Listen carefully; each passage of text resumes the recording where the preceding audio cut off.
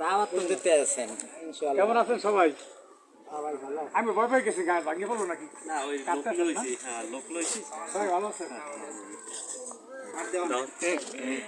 Vote কিন্তু সব দিতে হবে, হাত পা ইনশাআল্লাহ ইনশাআল্লাহ বললেন, সবাই বললেন হুজুর ভাই দাঁড়াইছি এবার হুজুর আমরা যেভাবে হোক এবার চেষ্টা করে দেখি, চেষ্টা করি দেখি কিন্তু বাকিটা ওই ইনশাআল্লাহ এবার আশা করি আমার মনটা বলতেছে সবাই চেষ্টা করলে ওই যে এবার হবে। বসে না হবে। ভালো আছে বসে চা হ্যাঁ হ্যাঁ হ্যাঁ। আসসালামু আলাইকুম রহমতুল্লাহ। কিছু গুরুত্বপূর্ণ কথা বলবো, শুনবেন। আগামী 26 তারিখ মুফতি বরকতুল্লাহ কাসিমি হুজুরের বাড়ি মহিলা তালিম হবে। সময় বিকাল 3টার সময় শায়েখে চরমনায় থাকবেন। আপনাদের সকলকে আমন্ত্রিত, আপনারা সকলে আসবেন।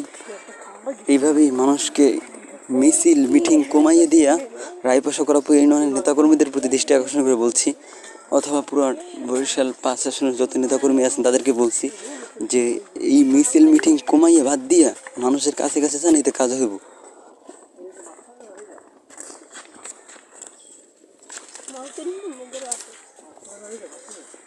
প্রতিটা ঘরে ঘরে দাওয়াত দেওয়াটাই এখন ইম্পর্টেন্ট। চরমনাই দেখতেছি দেনিং কারা একটু পর মিটিং করে, মিটিং দিয়ে কী করবো আল্লাহ জানে।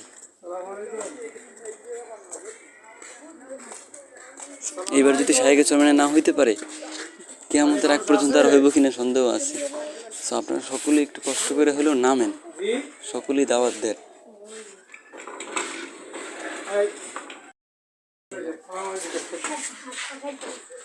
আমি বরকতুল্লাহ কাসিমি চরমনাই হুজুর ভোটটা দেবেন ইনশাআল্লাহ। আগে ঠিকই নাকি দিব। যাই হোক, কথা হলো এটা না, কথা হলো এটা যে রাত 1টা পর্যন্ত মিটিং করছেন, 8টা 9টা পর্যন্ত 10টা পর্যন্ত সারাদিন ঘুমাইবেন, ঠিক না? বরিশালে ফয়জুল করিম সাহেব অনেক আগেই হইতো, এই আপনাদের মতো নেতাকর্মীদের কারণে আজকের এই অবস্থা। আপনারা শুধু পারেন মিটিং করতে আর মিছিল করতে, এছাড়া কী পারেন? মিছিলও তো করতে পারেন না, পারেন খালি মিটিং করতে। 10 জন লোক লই খালি মিটিং করে। ইউনিয়নের অবস্থা এই, সবসময় কাজ করে। আজকে হুজুর আসছে, বললাম আপনাদেরকে সবাই থাকবেন, তাও আমাদের নিজেদের লোক নিয়ে আমরা চলতেছি এখন।